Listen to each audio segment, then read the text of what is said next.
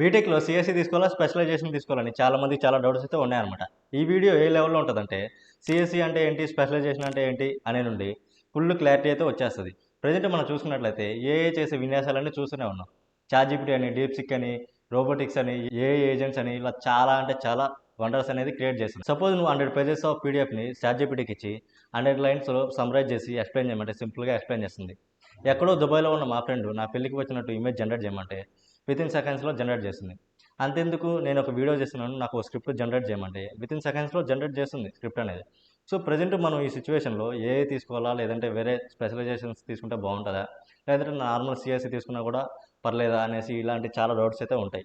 Video last వరకు చూడడానికి అయితే ట్రై చేయండి. వీడియో అనేది సూపర్ డూపర్‌గా ఉంటుంది. అసలు ఏం తీసుకుంటే బాగుంటదని క్లియర్‌గా డిస్కస్ చేద్దాం. ఓకే. ఫస్ట్ వచ్చేసి వాట్ ఈజ్ సీఎస్ఈ? అసలు సీఎస్ఈ అంటే ఏంటి? ఇందులో కోడింగ్ అనేది ఉంటది. 1000+ లాంగ్వేజెస్ అనేవి ఉంటాయి.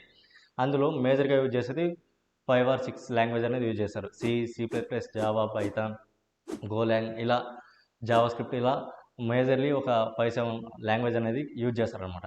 సో, సీఎస్ఈ అనేది హార్డ్‌గా ఉంటదా? డిఫికల్ట్‌గా ఉంటదా? అంటే నో. ఎందుకంటే సీఎస్ఈ అనేది ప్రతి ఒక్కళ్ళు ఏదో ప్యాషన్‌గా కొంతమంది తీసుకుంటారనమాట. వాళ్ళకనేది హార్డ్‌గా ఉండదు. ఎవరైతే నాకసలు ఇంకేం తెలీదు, ఏదో బీటెక్ జాయిన్ అవ్వాలి అని జాయిన్ అయ్యే వాళ్ళకి కొంచెం హార్డ్‌గా ఉండొచ్చు. బట్ మీరు మ్యాథ్స్ అనేది వచ్చు, కొంచెం కోడింగ్ అనేది ఇంట్రెస్ట్‌గా ఉంటే సీఎస్ఈ అనేది హార్డ్ అయితే ఉండదు. డిఫికల్టీ అనేది ఉండదు. ఓకే. ఇంకా ఇందులోనే సీఎస్ఈ స్పెషలైజేషన్స్ అంటే ఏంటి అనేది ఒక్కొక్కటిగా క్లియర్‌గా డిస్కస్ చేస్తాను చూడండి. ఓకేనా? ఫస్ట్ వచ్చేసి ఫ్రంట్ ఎండ్ అనమాట. సో, ఈ ఫ్రంట్ ఎండ్ పార్ట్ ఎట్లా ఉంటదంటే, మనకి గూగుల్ పే తీసుకున్నా, లేదంటే అమెజాన్, ఫ్లిప్‌కార్ట్ లాంటి వెబ్‌సైట్ తీసుకున్నా సరే, ఫస్ట్ మనకి ఏవైతే అవపడుతున్నాయో ఆ పేజెస్ అంతా ఫ్రంట్ ఎండ్ అనమాట. మనం ఏదైనా క్లిక్ చేసినెంబటే దాని డీటెయిల్స్ కానివ్వండి, లేదంటే బై నౌ క్లిక్ చేసినెంబటే రీ-ఎండరింగ్ అవుతుంది కదా! సో, అది బ్యాక్ ఎండ్ పార్ట్ అనేది కవర్ చేసుకుంటది. సో, మనం యాడ్ కార్డ్ నౌ అని క్లిక్ చేసినెంబటే డేటాబేస్ అనేది వస్తదనమాట. సో, మనం యాడ్ చేసుకున్న కార్డ్స్ అన్నీ, మన డీటెయిల్స్ అన్నీ ఎప్పుడూ అక్కడే ఉంటాయి. మనం రిమూవ్ చేసేంత వరకు. సో, ఆ డేటా అంతా ఎలా స్టోర్ అవుతుంది? డేటాబేస్ అనేది స్టోర్ చేసుకుంటది. ఓకేనా?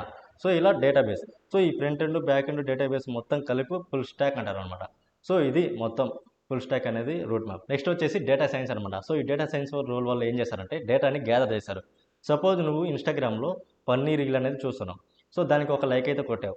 సో, నువ్వు లైక్ కొట్టావా, షేర్ చేసావా, ఫాలో అయ్యావా అవంతా డేటా అనేది గ్యాదర్ చేస్తది. ఓకేనా? సో, నెక్స్ట్ వచ్చేసి ఆ డేటా అంతా ఒక చోట స్టోర్ చేసుకుంటదనమాట. సో, నెక్స్ట్ వచ్చేసి ఎంఎల్. ఎంఎల్ చూసుకున్నట్లయితే నువ్వు ఏదైతే డేటా సైన్స్‌లో డేటా అనేది గ్యాదర్ చేసావో ఆ డేటానంతా యూజ్ చేసుకుంటదనమాట. ఆ డేటా అంతా తీసుకొని సెల్ఫ్‌గా లెర్న్ చేసుకుంటది. ఓకేనా? సో, మనం ఎట్లానే మనం నేర్చుకుంటాము హ్యూమన్‌గా. అలానే ఎంఎల్ అనేది ఓన్‌గా నేర్చుకుంటది. ప్యాటర్న్స్ అనేది ఫైండ్ ఔట్ చేస్తది. సో, ఎవరెవరు ఏమేమి చేస్తున్నారు. ఓకేనా? సో, నువ్వు లైక్ కొట్టావా, షేర్ కొట్టావా, లేదంటే ఏం చేసావు, ఏ టైంలో ఏమేం చేస్తున్నావు, అలా ప్రతి ఒక్కటి నేర్చుకుంటదనమాట కంప్యూటర్ ఎంఎల్ అనేది. ఓకేనా? మిషన్ కోడ్ అనేది నేర్చుకుంటది. సో, ఈ ఏఐ ఏం చేస్తదంటే, సో, ఆ ప్యాటర్న్స్ అన్నిటిని ఫైండ్ ఔట్ చేసి, ఓకే. నువ్వు ఒక రీల్‌కి లైక్ కొట్టావు. సో, మీ ఫ్రెండ్‌కి గూడా నీ ఫాలోవర్స్‌కి గాని, లేదంటే మీ ఫ్రెండ్‌కి గాని సేమ్ సజెషన్‌లో వెళ్తదనమాట. అదంతా ఎలా? ఆ ప్యాటర్న్స్ అనేది ఫైండ్ ఔట్ చేసి, సో, సేమ్ ఇలాంటి రీల్సే వీళ్ళ ఫ్రెండ్ కూడా చూస్తాడు. సో, వాళ్ళ ఫ్రెండ్‌కి అనేది సో, మీ ఫ్రెండ్ అనేది లైక్ కొట్టాడు. సో, నీకు నచ్చుతదేమో అనేసి సజెషన్స్‌లో వస్తదనమాట. ఏఐ యూజ్ చేసుకొని. ఓకేనా? ఇదంతా ఏఐ పార్ట్. సో, సపోజ్ నువ్వు ఇన్‌స్టాగ్రామ్‌లో లేదంటే యూట్యూబ్‌లో చూసినా సరే రికమెండేషన్స్ అనేది ఎట్లా వస్తాయి? నువ్వు ఏదైతే రీల్స్ అనేది, వీడియోస్ అనేది చూస్తావో దాన్ని బట్టి ఆ డేటా సైన్స్ అనేది డేటా గ్యాదర్ చేసుకుంటది. అండ్ ఎంఎల్ అనేది దాని ప్యాటర్న్స్ అనేది ఫైండ్ ఔట్ చేస్తదనమాట. సో, ఏమేం టైంలో ఏమేం చేస్తున్నాడు. సో, ఆ డేటా అంతా యూజ్ చేసుకొని.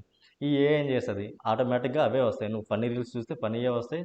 లేదంటే నువ్వు మోటివేషన్స్ రీల్స్ చూస్తే మోటివేషన్సే వస్తాయి. సో, ఇలా ప్రతి ఒక్కటి data science, AML and machine learning అనేది వర్క్ అవుతది. ఓకేనా? ఒక క్లారిటీ అనేది వచ్చిందా? నెక్స్ట్ వచ్చేసి సైబర్ సెక్యూరిటీ అనమాట. సో, ఈ సైబర్ సెక్యూరిటీ ఎలా వర్క్ అవుతదంటే, సపోజ్ ఇన్‌స్టాగ్రామ్ చూసుకుంటే మనం రీల్స్ అనేది స్క్రోల్ చేసుకుంటాం. లేదంటే ఫాలోవర్స్‌ని పెంచుకుంటాం. మంచిగా అకౌంట్ అనేది బిల్డ్ చేసుకుంటాం. ఆ అకౌంట్ అనేది బ్లాక్ అయితే హ్యాకర్ అనేది యాక్ చేస్తే అండ్ అలానే మన బ్యాంక్‌లో మనీ అనేది ఉంటది. ఆ మనీ అంతా హ్యాకర్ అనేది యాక్ చేస్తే, మనీ అనేది కొట్టేస్తే సో, చాలా ఇబ్బందయితే అవుతది కదా! సో, అలాంటప్పుడు మన డేటాని సెక్యూర్‌గా ఉంచుకోవడానికి, లాస్ అవ్వకుండా ఉండటానికి సైబర్ సెక్యూరిటీ అనేది యూజ్ చేసుకోవచ్చనమాట. ఓకేనా? సో, ఇలాంటప్పుడు సైబర్ సెక్యూరిటీ అనేది చాలా యూజ్ అవుతది. సో, క్లారిటీ అయితే వచ్చిందనుకుంటున్నాను. సో, ఇప్పుడు నువ్వు సీఎస్‌సి తీసుకుంటే బెటరా? లేదంటే స్పెషలైజేషన్ తీసుకుంటే బెటరా? ఏ స్పెషలైజేషన్ తీసుకోవాలని చాలా కన్‌ఫ్యూజన్‌లో ఉంటారు. సో, నేనైతే సీఎస్‌సి తీసుకోమని అయితే చెప్తాను. ఎందుకంటే ఈ సీఎస్‌సిలోనే ఏఎంఎల్, లేదంటే డేటా సైన్స్, సైబర్ సెక్యూరిటీ ప్రతి ఒక్కటి ఇంక్లూడ్ అనమాట. సో, నువ్వు ఏదైతే సీఎస్‌సి తీసుకొని, ఏదైతే నీకు ఇష్టమో దాన్ని ఎక్స్‌ప్లోర్ చెయి.